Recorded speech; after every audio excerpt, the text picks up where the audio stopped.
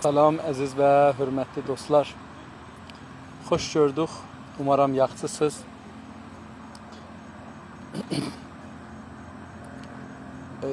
Mən iş üstündəyəm. Bir balaca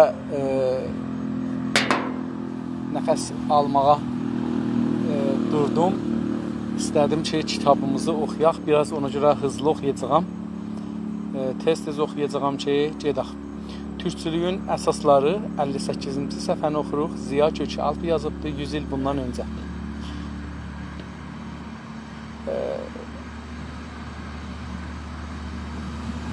Əgər xatirimizdə olsa, yazarımız milli vicdanın güclənməsindən danışırdı və deyirdi ki, İngilislər neçə yüz il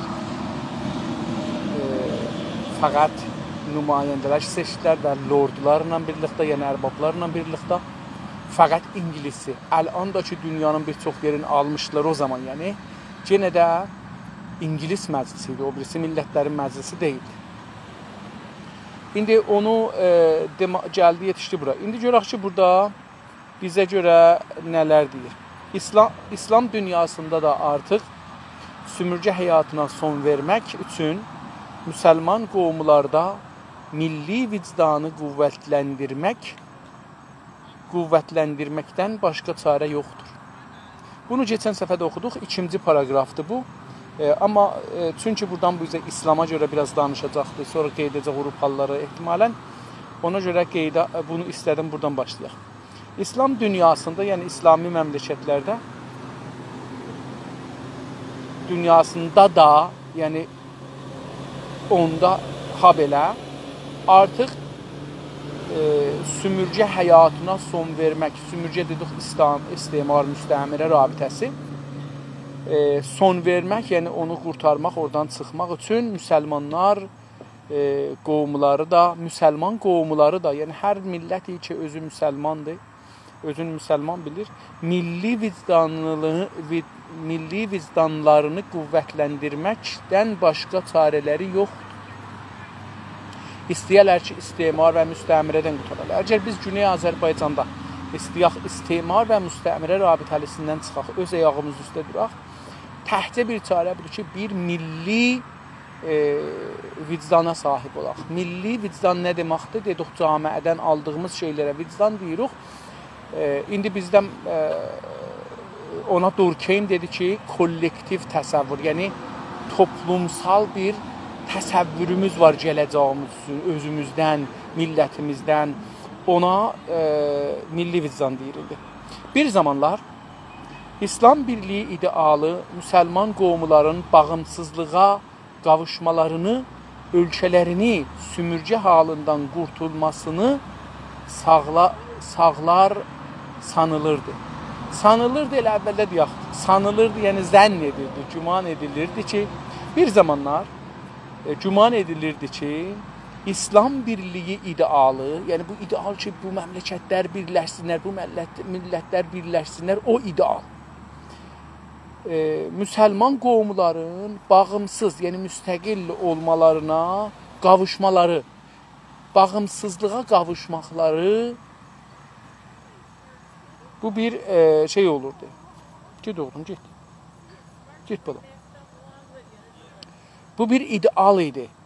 Ölkələrini nə üçün bir İslam ittihadı qurarlar, İslam birliyi qurarlar ki, ölkələrini sümürgə halından qurtulmasını sağlar. Deyirlər ki, əgər müsəlman məmləkətlər bir olsalar, sümürgə halından çıxmağa İslam onlara yardımcı olar və onları sağlar, yəni bir sağlam vəziyyətə gətirir. Halbuki pratik təcrübələr göstərdi ki, İslam birliyi bir tərəfdən teokrasi və klerikalizm kimi gerici axımları doğurduğundan ötə yandan da İslam dünyasında milliyyət ideallarının və milli vicdanın oyanmasına qarşı olduğundan müsəlman qovumların iləriləmələrinə əngəl olduğu kimi bağımsızlıqlarına da əngəldir. cümlə çox uzun oldu. Üst-üstə 4 sətr deyə bilirik cümlənin uzunluğudur, amma gələk bunu qısa-qısa oxuyaq. Halbuki, yəni belə bir sanırdılar, belə düşünürdülər ki, İslam bizi birlədər və müstəmirəlikdən, istimar, rabitə hərisindən çıxarıq.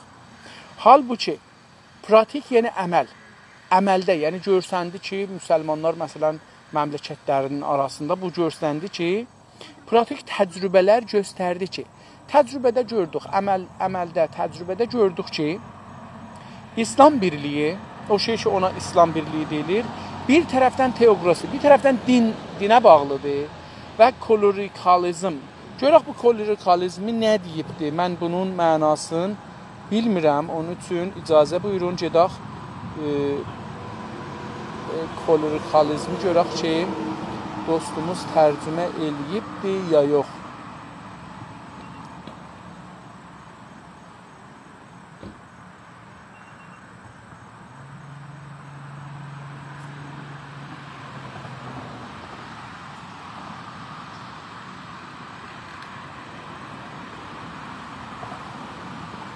Allah Allah, çox çəkdik bunu üstə.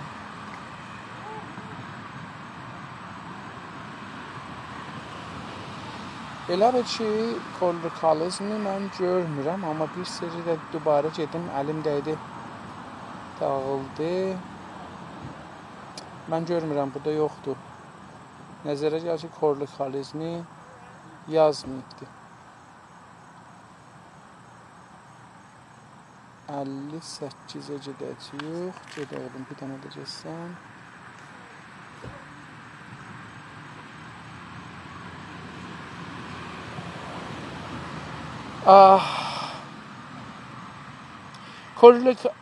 Klerikalizm bilmirəm nədir mən.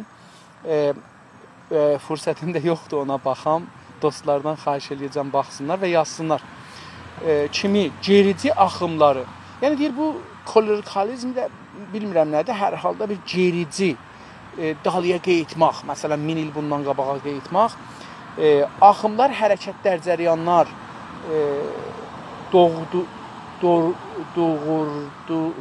doğurduğundan deyir, İslami birlik belə bir şey doğuldu. O İslami fikirlər gəldi bir tərəfdən teokrasi, dinçilik doğurdu, bir tərəfdən klerikalizm doğurdu ki, nədir? Gericidir, yəni qeydir dalıya. Bunu klerikalizm elə bir ki, məsələn, Məsihiyyətdə zətdə də olacaqdır. Bir iddənin əlaqəsi var ki, qeyd edir, Həzrət Məhəmməd nə cür yaşırdı, o cür yaşayırlar, məsələn. Fikir edirəm, bunu deyirəm. Yəni o belə bir şeylər doğurduğundan, yəni o belə bu şeylərə vücuda gətirdi. Ötə yandan, bir ayrı tərəf, birinci buyudur, ikinci tərəfdən, ötə yandan, ikinci tərəfdən də İslam dünyasında milliyyət ideallarının, əvvəlcə axı millətdə də ideal olaydı, dünən dedi ki, bunlarda yoxdur. Ərəbistanı, zadı Suriyəni misal verir ki, bunlar elə qaldılar, amma o birisi millətləri misal verir ki, onlar İngilistan da istəsəydi eləyə bilmədi, onları müstəmir eləyə. İndi deyir ki, milliyyət ideallarının və milli vicdanlarının oyanmasına qarşı, deyir, hətta o İslamı cəhdilər milliyyət ideallarının qarşısına, milli vicdanın oyanmasının qarşısına qoydular. Müsəlman qovumların irələmələrinə, onların, müsəlman millətlərin qabağa, önə getməklarına, tosəyə tapmaqlarına, inkişaf tapmaqlarına əngəl olduğu kimi, yəni əngəl də oldu, mane oldu müsəlman millətlərin önə getməsinə. Bağımsızlıqlarına da əngəldir. İslam birliyi bunların müstəqil olmasına da əngəldir. Hala niyə? İndi burasını tozih vermir, amma mən deyim. Buna görə ki, müsəlmanlar kasıbdılar, bu birincisi. Toliddə də çox zəifdirlər, tolidləri də yoxdur. Bundan dolayı hər kəs bunlara bir pul verə ki, onlar öz camiələrində əksəri millətə görə yaxçı yaşayırlar, onun xidmətində olacaqlar. Çünki kasıbdırlar. Və gözləri rifah axtarır. Və rifahı da işləməklə axtarmırlar Avropalılar, Amerikalılar, Kanadalılar kimi. Bəlkə deyirlər ki, bir nəfər olsun versin bu pulu bizə. Biz işləməyək. Biz fəqət bu pul gəlsin, biz rahat yaşayaq. Rahat yaşamaq xiyanət ən rahat yoldur. Millət var, məmləkət var. Xiyanət eləyəcəksən, bir pul qazanacaqsan. Biz bunu görürük Təbrizdə, Tehranda, hər yerdə görürük. Yəni adamlar ayda bir 2-3 milyon, 5 milyon, 10 milyon alacaqlar. O 5-10 milyondan ötürü bir millətə xiyanət edirlər. Bir millətin gələcəyinə, varına, yoxuna xiyanət edirlər. Ömrünün əvvəlindən axirinə o ayda belə 10 milyon alsa, məsələn, nə qədər eləyəcək? Amma o bir millətə xiyanət gör nəyə mal olur. Biz mütəəssifanə bu mərəzə hala mübtəlayıq. Çünki İslam dünyasında milli vicdanın gəlişməsini səktəyə uğratmaq, müsəlman millətlərin bağımsızlıqlarına əngəl olmaq deməkdir. Deyir ki, çünki, niyə deyir belə oldu? Deyir buna görə ki, çünki İslam dünyasında milli vicdanın gəlişməsini qoymurlar, yəni gəlsin. Ha, bir iddə, çünki zərəl eləyirlər. Milli vicdanın gəlişməsini səktəyə urutmaq. Səktə bilirsiniz da, yəni adamda səktə elər, yəni durur, dayanmaq. Uğratmaq, aparmaq. Yəni bir dənə hərəkəti siz qoymursunuz gedə. Onu saxladırsınız. Elə bir ki, burada çoxlu mığmığa var və məni elə darışıblar, yeyirlər. Hər yerimi başladılar, yedilər. Çox acıdır. Müsəlman millətlərin bağımsızlıqlarına da əngəl olmaq deməkdir. Deyir, ha belə müsəlman millətlərin bağımsızlığına da mane edir. Əngəl mane olmaq deməkdir. Teokrasi və klerikalizm, dinçilik və geriçilik, geriyə getmək, 1400 il bundan, axımları isə belə bir axımçılıq var. Məsələn, bizim öz cəmiyyətimiz bilirsiniz, 57-dən bu üzə çox dinçi, bir iddəsi də çox geriçi qaldı. Onun üçün də görürsünüz ki, vilayət fəqihi gətirdilər içəriyə. Dostlar, mənim mığmıqalar yedilər, elə bir ki, mən qaçacağam. Axımları isə cəmiyyətlərin geridə qalmasına, hətta getdikcə geriləməsinə ən böyük nədəndir. Deyir ki, mütəəssifanə dinçilik və geriçilik ki, qeydaq İslam tarixinin sədri İslama, bu iki amil, bu iki axımlar isə, bu iki cərəyanlar cəmiyyətlərin geridə qalmasına, cəmiyyət dedik, toplumun geridə qalmasına, dalıya qalmasına, yəni Avropa gedir, Amerika gedir, gözləmirlər onlar. Bunlar gedirlər qabağa. Hətta getdikcə, zaman getdikcə nə olur? Geriləməsinə camiənin dalısı, yəni dinciləşdikcə üzdən camiənin nə olur? Geriləməsinə ən böyük nədən olurlar. İndi bunu demir, buna görə ki, bilmirəm deyəcək, yox, deyir ki, səbəbi budur. Dini çalışırlar Həzrət Məhəmməd dövrü kimi görürlər və dini çox öz düşüncələri səthində görürlər, dünya səthində görmürlər. Baxın, dünya səthində görsəz, deyirsiniz ki, Quran, mən bir dəfə Cunas TV-də bunları demişəm, təhqiq eləmişəm, mən Quranın üstündə, dana-dana, məsələn, əql kəlməsindən törənən kəlmələr, la yəqilun, la təqilun, təqilun, yəqilun, bunlar, bu kəlmələr Quranda ən çox gələn kəlmə budur. Və cəlib budur ki, əgər biz diqqət eləsək görürük ki, deyir ki, filan şeyi niyə qəbul eləmirlər, fikir eləmirlər, filan şeyinə niyə müxalifdirlər, fikir eləmirlər. Bəllidir ki, bu kitab deyir ki, hər nə ki, əqlinlə cür gəlməyə atın qırağa. Çünki bu kitabın, məsələn, deyək ki, 2500 dəfə, ya 1500 dəfə, 1300 dəfə yadımda deyir. Məsələn, əgər xatırımda olan olsa düzdür, 2700, 1270 neçə dəfə bu kəlmə təkrar olubdur. Tamam, bunu görsədir ki, siz əqlinlə bir işi görəcəksiniz, hətta bu Quranın özünü əqlinlə müqyas eləyəcəksiniz. Əqliz qəbul eləməsə qoyacaqsınız qırağa. Çünki ola bilər, Quranın tarixini biz dəqiq bilmirik. Biz bilmirik ki, Quranın başına nə oyun gətiriblər. Yəni bilirik ki, məsələn, bizə deyiblər ki, katib var idi, Həzrət Məhəmməd 10 dana katibi var idi, Həzrət Əli də onlardan biri idi. Amma o zaman əlifba yox idi, katibi olsun axı. Nə cür əlifba? Əlifba olmayan zaman, ərəb əlifbası olmayan zaman nə cür katib olardı? O zaman qələm yox idi, nə cür yaza bilərdilər? Əgər var idisə, deyək, qələm var idi, katib də var idi, kağız da var idi, ya yazmaq imkanı da var idi, əlifba da var idi, əlifba da doğru idi. Yəni, məsələn, nüqtəsizlər, nüqtəlilərin hamısı yox idi. Yəni, heç birisində nüqtə bəlkə 250 il sonra tapılıbdır. Yəni, dəndəli hərflər 200 il, 250 il sonra vücuda gəlibdir. 150 il sonra vücuda gəlibdir. Bevaxt gəlibdir. Bəs Qur'anı əvvələn əgər dəndəsiz və nüqtəsiz yazsaq, şərqi məsələn sərq oxuya bilirik. Sirqətlə bir ola bilər.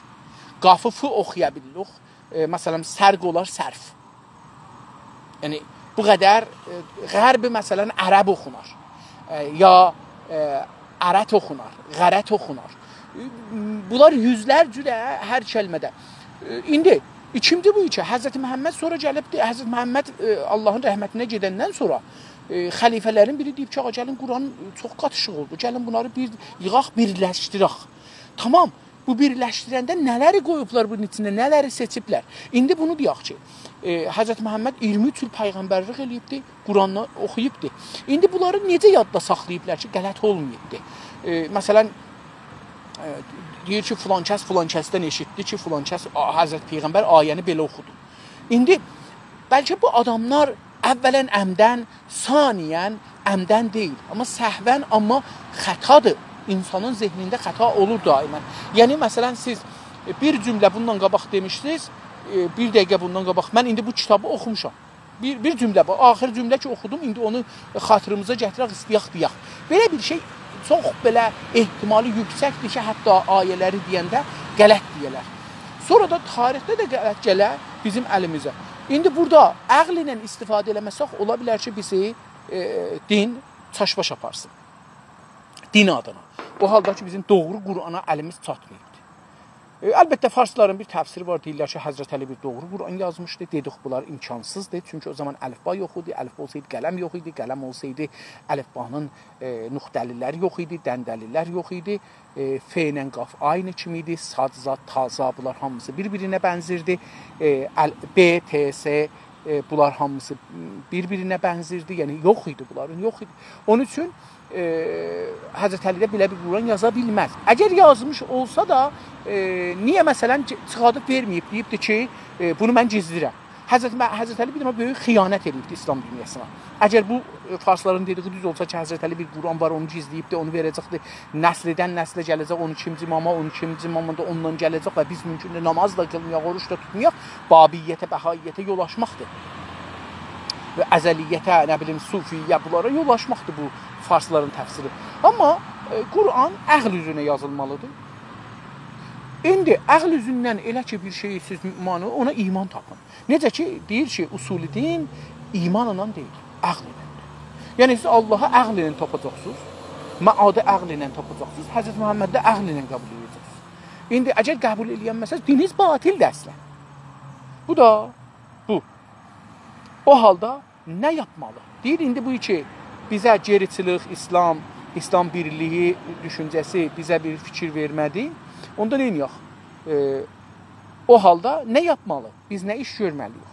Hər şeydən öncə gərək ölkəmizdə, gərək digər İslam ölkələrində daima milli vicdanı oyandırmağa və qüvvətləndirməyə çalışmalı. Deyir ki, hər şeydən öncə, yəni hər şeydən qabaq, hər işdən qabaq, gərək ölkəmizdə, yəni Türkiyə, Azərbaycan, Güney Azərbaycan, Kuzey Azərbaycan, Türkmən səhrada, Güney Türkmən səhrada, hər yerdəki müsəlmanlar vardı, onlarda ölkəmizdə gərək digər İslam ölkələrində, dedim bunları da mən, daima yəni daim milli vicdanı oyandırmaq, milli vicdanı gərək ayırtmağa çalışaq və qüvvətləndirməyə, Habelə onu gücləndirməyə çalışaq, qüvvətləndirmək ərəbcədə gücləndirməyin yerinə. Çalışmalı, çalışmalıdır yəni. Burada feil düşübdür. İkinci, çünki bütün irəliləmələrin qaynağı milli vicdanı olduğu kimi milli bağımsızlığının doğuş yeri də, dayanağı da yalnız odur. Deyir ki, çünki yenə də deyir, niyə gərək biz bu milli vicdanı və oyandıraq və qüvvətləndirək? Deyir, çünki bütün irəliləmələr, hər sahədə elm, Qur'an, din, teknoloji, fəlsəfə, sənət, hünər, hər nədə irəliləmələrin qaynağı yəni mənbəyi. Qaynaq özümüz bilirik də gözü. Məsələn, bulağın gözü qaynar. Qaynağı, o qalxan, gələn, coşan yer. Qaynaq olur coşan. Coşan yeri milli vicdan olduğu kimi, deyir milli vicdandır. Amma ona tay kimi, olduğu kimi ona tay, nə mənə? Milli bağımsızlığın doğuş yeri də, milli istiqlalın doğum yeri də bağlılıq, bağımsızlıq. Bağlılıq yəni bir yerə bağlı olmaq, bağımsızlıq yəni bağlı olmamaq. Bağımsızlığın doğuş yeri də, doğmaq yeri də haradır? Dayanağı da yalnız odur. Milli vicdanın oyanmasıdır. İndi bu səfənin bu bəhslərdən gəlir 9-cuna gəldi. 9-cusu nə mənə? Milli dayanışmanı gücləndirmək. Milli müqavimət, milli dayanışmanı mığmığalar yedilər, qutardılar, gücləndirmək. Mənim başım da keçəldi. Elə hər yerdən otururlar, oradan dişlirlər gedir. Fikir edirəm, beləsi olsa çox zor olacaq. Görək mən bunu nə qədər çəkər? Çox çəkər, yarım saat çəkər bunu oxumağım. İcazə buyurun görüm, bunu mən saxlaya bilərəm ki, sonra davam edeyim, yoxsa... Yox, davam edəyək. Mütarikədən sonra Birinci Dünya Savaşını deyir. Mütarikədən sonra Birinci Dünya Savaşı qurtarandan sonra mütarikə bir dənə hüquqi bir bəhsdir. İkinci Dünya Savaşında bir iddə zəfərli oldu, bir iddə qutardılar, təvafuq etdilər ki, savaş bitsin. Ona adı mütarikədir. Mütarikədən sonra nə oldu? Fransızları yaxından görməyə, tanımağa başladıq. Biz Türkiyəlilər istirdesin, ya Osmanlılar, Fransəliləri yaxından görüşüb tanışmağa başladıq. Fransəlilərlə yəni çox ilgisi olub. Bilirsiniz, İranın da Fransəlilərlə ilgisi olub. Əslən, danışçılar da çox gediblər Fransaya və mütəəssifanə bu dil əleyhinə olan fəaliyyətlər, millətlərin əleyhinə olan fəaliyyətlər, hüquq bəşər nəzarətlə müxalifət olanların hamısını Fransadan gətirdilər. Tüm Fransada bu belə bir axım var. Və camiə-şünası İranda, rəvanşünası, camiə-şünası, ulum, siyasi, hüquq, bunların hamısının doğunaq yeri Fransədir. Onun üçün də kitablarda siz çoxca Fransa sözlükləri görərsiniz İranda. Bunlar da ilk gözümüzə çarpan yön mədəni əxlaqın pozulduğudur. Fransəlilərdə, bunlarda, yəni Fransəlilərdə ilk birinci gözümüzə çarpan, çarpaq, tarak, bu çarpaqdır. Məsələn, maşın bir-birinə çarpır. İki əl bir-birinə çarpdı. Bu çarpan, gözümüzə çarpan, gözümüzə birinci dəfə ki, gözümüzə dəydi, biz şok olduq. Nə idi? Mədəni əxlaqın pozulduğudur. Gördük ki, onların mədəni əxlaqı. Mədəni əxlaq nədir? Dedik ki, camiədə o şeydir ki, biz bir-birinə... Əlbəttə, burada görürsün, mədəniyyət ilə şeyi qatdı bir-birinə. Mədəni əxlaq indi burada oldu. Yəni, burada dedi ki, mədəni ilə mədəniyyətə ayrılır. Bunu qabaqcanda bəhs eləyibdir. Mədəni o şeydir ki, camiədə cəriyandadır. Mədəniyyət o şeydir ki, bir nəfər yaradır və müdiriyyət edir. Bu, onun fərqidir. İndi mədəni əxlaqın pozulduğunu gördük ki, ictimai əxlaq, toplumsal əxlaq pozulmuşdur. Burada mədəni əxlaq, yəni toplumsal əxlaq. Özəlliklə yurdumuza gələn və ya Maltada əyəmən olan İngilizlərin mədəni əxlaqın çox düşük bulduq. Deyir xüsusilə, özəlliklə, yəni çox xüsusilə bevicə farsça, özəlliklə yurdumuza gələn və ya Maltada bir yerdir, Türkiyənin yaxınlıqlarında da həttəmən əgəmən olan, yəni hakim qüdrətdə olan İngilizlərin mədəni, İngilislilərin mədəni əxlaqı, yəni toplumsal əxlaqı da türkçəsi dedik nədir? Ərdəmdir. Toplumsal ərdəmlikləri çox düşük gördük, çox aşağı. Elə biz birinə dediyəndə düşük, yəni çox aşağı adamda, onu da işlədirik. Çox düşük bulduq, tapdıq. Çox bunların əxlaqını düşük gördük. Bizə gələndə, İngilislər bizə gəldilər, ya Maltaya, ya hər yerdə ki, bunları gördük. Bunların əxlaqını çox aşağı gördük. Toplumsal əxlaqları. Sümürcə xalqını soymaq, yenilənmişlərə qul və külə kimi davranmaq, yenilmişlərə qul və külə kimi davranmaq, savaş əsirlərinin və hətta barış əsirlərinin parasını, əşyasını çalmaq onlarca tamamən həlaldır. Deyir ki, diqqət buyurun, burada savaşdan çıxıb ha. Əgər bizdə belə bir şey olsaydı, deyərdi ki, bizdə də belə bir şey var. Amma bu onu, indi deyir ki, bizdə belə bir şey yoxdur. Nə cür deyir? Deyir ki, sümürcə xalqını, yəni İngilizlər və Fransəllər, sümürcə xalqını, müstəmirə torpaqlarında olan insanları soymaq. Onları soyurdular. Soğanı soymaq kimi, yer almanı soymaq kimi soyurdular. Yenilmişlər, yəni şikəst yemiş insanlara, millətlərə, yenilmişlərə qul və külə kimi davranmaq. Onlarla qul və külə kimi baxırdılar. Yəni onlara əmir verirdilər, onlarla çox pis rəftar edirdilər, hətta təcavüz edirdilər falan. Bunları deyir. Savaş əsirlərinin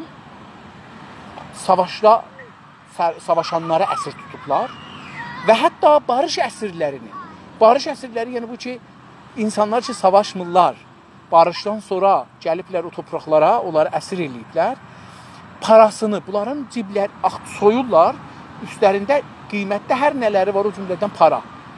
Əşyalarını, üstlərində bir zinətləri var, qızılları var, üzükləri var, Quranları var, kitabları var, yazıları var, milyatlar, hər nələri ki, yanlarında var, bir qiyməti var. Bir parça məsələn hətta. Əşyalarını çalmaq bilirsiniz, oğurlamağın türkçəsidir. Çalmaq onlarca tamamən həlaldır. Yəni o ruslar və fransələrcə, yəni onların nəzərində zək gəlir, yəni onların beynində, düşüncələrində, yaşamlarında tamamən, yəni əxlaqlarında da, biz dedik, əxlaq yaşam tərzidir, tamamən həlaldır, həlal bilirlər, kamil həlal bilirlər. İngiliz millətinin mədəni əxlaqında gördüyümüz bu düşüklüyə rağmen etiraf edəlim ki, vətəni əxlaqını çox yüksək bulduq.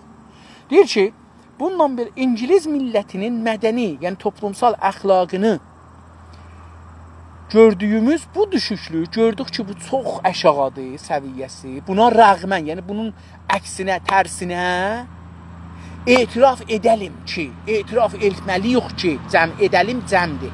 Hamımız etiraf edək ki, İngilizlərin vətəni əxlaqını çox yüksək bulduq. Onların vətəni əxlaqları çox yüksəkdir. Nə cür yüksəkdir? Türkiyədə yüzlərcə, hətta minlərcə vətən xaininin ortaya çıxmasına qarşılıq bütün İngiltərədə tək bir vətən xaini ortaya çıxmadı. Deyir ki, Türkiyədə, Osmanlıdan sonraki Türkiyədə yüzlərcə, hətta minlərcə vətən xaini ortaya çıxmasına qarşılıq, yəni ortaya çıxdı onun müqabilində, onun üzündə, ziddində hətta bütün İngiltərədə, İngiltərə, yəni İngilistanda tək bir xain, vətən xaini ortaya çıxmadı. O halda bizdə mədəni əxlaqın daha yüksək olması nəyə yaradı? Bizdə toplumsal əxlaqın daha çox üstün olması nə ərzişi var, nə qiyməti var, nə dərdə dəydi, nəyə yaradı, yəni nə dərdə dəydi. Keşkə arzu edir, mən də bu arzunu edirəm. keşke bizdə də ixtilasçı olaydı, oğru olaydı, oğurlaydı, gətirəydi Azərbaycana, ixtilas eləydi, gətirəydi Azərbaycana. Keşke bizdə də bunların yerinə, yəni bu xoş əxlaqlıq, dinçilik, şəxsiyə getmək, bunların yerinə məsələn birinə hörmət qoyuruq zahirdə, onların yerinə yalnız vətəni əxlaqı yüksək olaydı. Təhcə vətən əxlaqı yüksək olaydı və biz Azərbaycana, Azərbaycan millətinə xiyanət etməyəydik. Vətəni əxlaqın yüksək olması milli dayanışmanın təməlidir. Vətən əxlaqı, vətənə təəssüb, vətən üçün vətənə xiyanət etməmək, bu əxlaq, vətən əxlaqının yüksək olması milli dayanışmanın təməlidir. Milli müqavimətin, farsların qabağında, kürtlərin qabağında, hər kəsin qabağında milli müqavimətin təməlidir. Təməl nə demək? Payası, bünürəsidir, zirbinasıdır. Çünki vətən üstündə oturduğumuz torpaq demək deyildir. Vətən dadaş, o torpaq deyil ki, üstündə oturaq ki, Əraqda oturaq, Türkiyədə oturaq, Farsistanda oturaq, hər yerdə oturuq, vətən olsun. Yox, vətən o deyil. Hə, bir iddə bu cür düşünür vətəni. Onun üçün də hətta şiənin din şeyində deyir ki, əgər gedəsən bir yerə, diqqət buyurun, görün bizim başımıza nə oyun gətirib şiəlik. Deyir, əgər öz vətənindən çıxasan, məsələn, nə bilim, neçə ağac. O qədərdən ki, itin səsi gəlməyə də, deyirlər ki, it əgər hürsə, səsi gəlməsə, tamam. Oradan o izə, get bir yerə, 10 gün qalsan, denən ki, istəyəsən 10 gün qalasan, denən, mən buranı vətən qıldım özümə. 10 gün qalsan, denən, mən buranı vətən qıldım özümə, onda namazın düz olar, orucun düz olar. Amma yox, vətən qılmasan, orucun kəsridir. Baxın, bu farslığın təfsiridir. Deyir ki, məsələn, 3 ağac, 5 ağac, deyək ki, 5 kilometr toprağından çıxdın qırağa, denən ki, olan Azərbaycanın hər yeri sənə vətəndir. Kəlandan çıxıb Təbrizə gəlməklə namaz qəsri olmaz, bura sənin vətənindir. Bizə bunu tərs öyrədiblər. Vətən, yəni öz toprağından çıxacaqsan, millətinin toprağından çıxacaqsan, gedəcəksən bir ayrı millətin toprağına. Məsələn, əgər Muğandan, Ərdəbildən, Təbrizdən, Zəncandan, Qəzvindən, Həmədandan durası gedəsən Şiraza, namaz burada ola bilər, çünki vətənindən çıxdın. Gedəsən İsfahana, gedəsən Kaşana, gedəsən Simnana, tamam, vətənindən çıxdın, Farsistana girdin, bir ayrı millətin toprağına girdin. Amma öz toprağında sən necə deyə bilərsən ki, mən burada bu Farsistanın bizə öyrətdiyi şiəlikdir, vətəni vətənsizlik elir. Sən hər yeri özünə vətən görə bilərsən. Ola bilər bir? Olmaz, yox, olmaz. Mən Türkiyədə yaşadım. Türkiyəni özümə vətən görürəm, çünki millətim görürəm Türkiyəni. Bunu vaqəən deyirəm, mən Türkiyəni vətən görürəm. Yəni, Türkiyələrdə mən təqaza eləmişəm, hər kəs də mənə köməklik eləsə, hazıram, əlimdən gələn qədər pul da verəm, amma Türkiyə məni vətəndaş qəbul edir. Çünki mən İran vətəndaşlığını istəmirəm, ağa. Mən 12-13 il olar İran vətəndaşlığını radio-televizyonda da eləmişəm, qəbul eləmirəm. Mən Türkiyə vətəndaşlığını minnətlə qəbul edirəm, çünki ora türkdür və mən türkəm, ora türk vətənidir və mən orada namazımı bütün qılardım namaz qılanda. Orucumu bütün tutardım tutanda, çünki ora mənim vətənimdir. Amma Farsistan mənim vətənim deyil. Amma Kürdistan mənim vətənim deyil. Amma Loristan mənim vətənim deyil. Amma Əl-Əhvaz, Bəluçistan mənim vətənim deyil. Amma Türkmən Səhra ya Cənubi Türkmənistan mənim vətənimdir, çünki türkdür. Quzey Azərbaycan mənim vətənimdir, Türkmənistan mənim vətənimdir, Qırğızistan mənim vətənim üçün türkdür. Çünki məndəndir. Vətən əxlaqı yüksək olması milli dayanışmanın təməlidir pəs. Çünki vətən üstündə oturduğun torpaq deyil, demək deyildir. Və nədir? Vətən milli kültür dediyimiz şeydir ki, üstündə oturduğumuz torpaq onun ancaq dış görünüşündən ibarətdir. Vətən nə deməkdir? Milli kültür dediyimiz. Onun üçün Azərbaycan, Şimali Azərbaycan, Türkmən Səhra, Türkmənistan, Qazaxıstan, Türkiyə, Əraq türklərinin toprağı, Suriyə türklərinin toprağı bizim milli kültürümüzdür. Milli kültürü dediyimiz şeydir. Vətən milli kültür dediyimiz şeydir. Vətən torpaq deyil. Hər yerdə torpaq var, gedib otura bilərsən, amma milli kültürdür ki, oranı vətən edir. Milli kültürün, diqqət buyurun, bir parçası nədir? Şəhid verirsən torpağa. O torpaq vətən olur. Su versən, palçıq olur, əkirsən. Amma şəhid torqanı verəndə ora vətən olur. Sənə mühacir deyəndə onu terror edirsən, öldürürsən. Necə ki, mən mühacirəm? Mənim vətənimə sən necə deyə bilərsən? Sən vətən və mühacirsən. Sən kimsən mənim vətənimi təyin edirsən? Mənim vətənimi kültürüm. Hər yerdə mənim kültürüm var, ora mənim vətənimdir. Kürdlər bu haqda bizdən öndədirlər. Onlar hər yerdə deyir ki, iki kürdə ayaq basıb da ora vətəndir. Baxın, milli kültürü daşıdığı yerə nə daşıyır? Dilin, paltarın. Ayrı bir şey daşımır. Dil və paltar daşıyır ora. Onun üçün deyir, bura mənim vətənimdir. Pəs, vətən milli kültür dediyimiz şeydir ki, üstündə oturduğun torpaq deyilir, biz torpaq deyirik. Bu, bəzi hərflər dalı-qabaq olub dillərdə, ləhcələrdə önəm daşımır. Torpaq onun ancaq diş görünüşündən ibarətdir. O, kültürün eşik görünüşüdür. O, deyir ki, yəni, kültür vətənin içidir, eşiyi torpaqdır. Mənim içim hər nədirsə, dərim onun eşik görünüşüdür. Xüsusən mənim beynim mənliği düzəldir. Mənlik hüviyyət deməkdir. Beynimin içindəki düşüncələr məni düzəldir. Amma bunu görəmirik eşikdə. Bunun eşikdəki nə idi? Bu dəri onun şeyidir. Vətən də milli kültürün dərisidir. Biz dərisiz yaşayanlarıq, vətənsiz yaşayanlarıq. Və vətən milli kültürdən ibarətdir. Və onun diş görünüşü olduğu üçündür ki, qutsaldır. Vətən deyir kültürün, milli kültürün dış eşik, eşik görünüşü olduğu üçündür ki, qutsal müqəddəsdir. Qutsal müqəddəsdir. Türkçə, ərəbcə müqəddəs, türkçə qutsal. O halda vətən əxlaqı milli ideallardan, milli görevlərdən düzəlmiş bir əxlaq deməkdir. Baxın, görün, vətən əxlaqını tərif elədi, ha? Vətən əxlaqı nədir? Vətən əxlaqı milli ideallardan, millətimizə, toprağımıza, məmləkətimizə, gələcəyimizə, dilimizə, hüviyyətimizə nə düşünürük?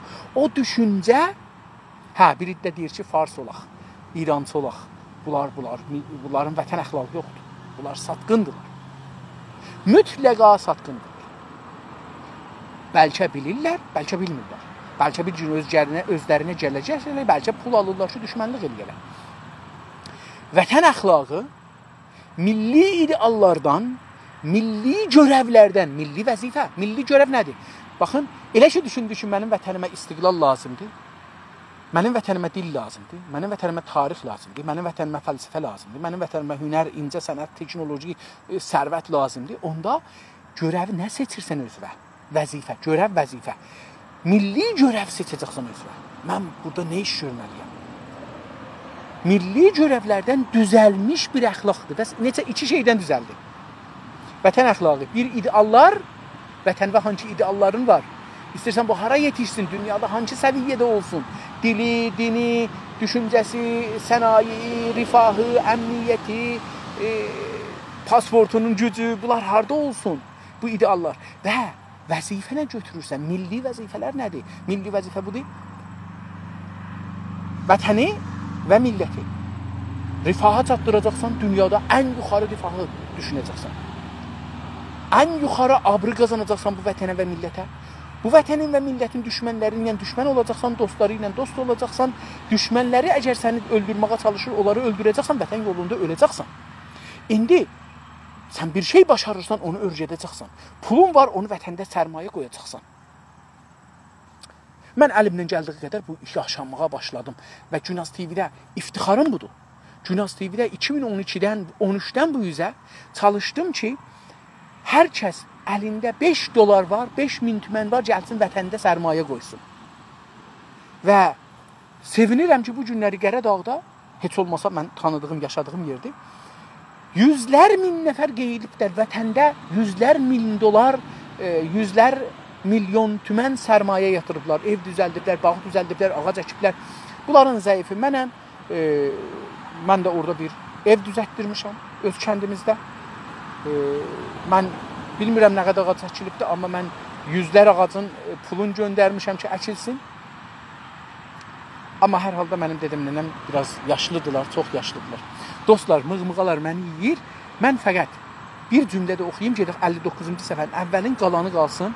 O halda milli dayanışmanın qüvvətləndirmək üçün hər şeydən öncə vətəni əxlaqı yüksəltmək üçün nə yapmalıyıq?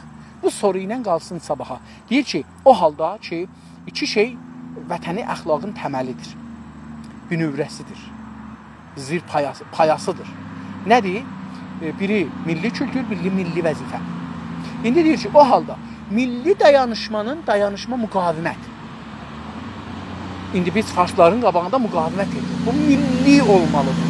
Yəni, məsələn, bir dana hizbi deyir ki, gəlaq eşiyə, ya hizbilər deyirlər gəlaq eşiyə. Bizim vəzifəmiz eşiyə çıxmaqdır. Çünki milli vəzifədir bu. Nəinki onlara qulaq asmaq milli vəzifədir. Eşiyə çıxıb özümüzü göstərmək, mübarizə eləmək milli vəzifədir. Milli dayanışmanın qüvvətləndirmək üçün nə şey lazım? Hər şeydən öncə nə lazımdır? Hər şeydən öncə, hər şeydən qabaq vətəni əxlaqı yüksəltmək üçün nə yapmalıyıq? İndi vətəni əxlaqı, o iki dananı yüksəltmək üçün nə yapmalıyıq?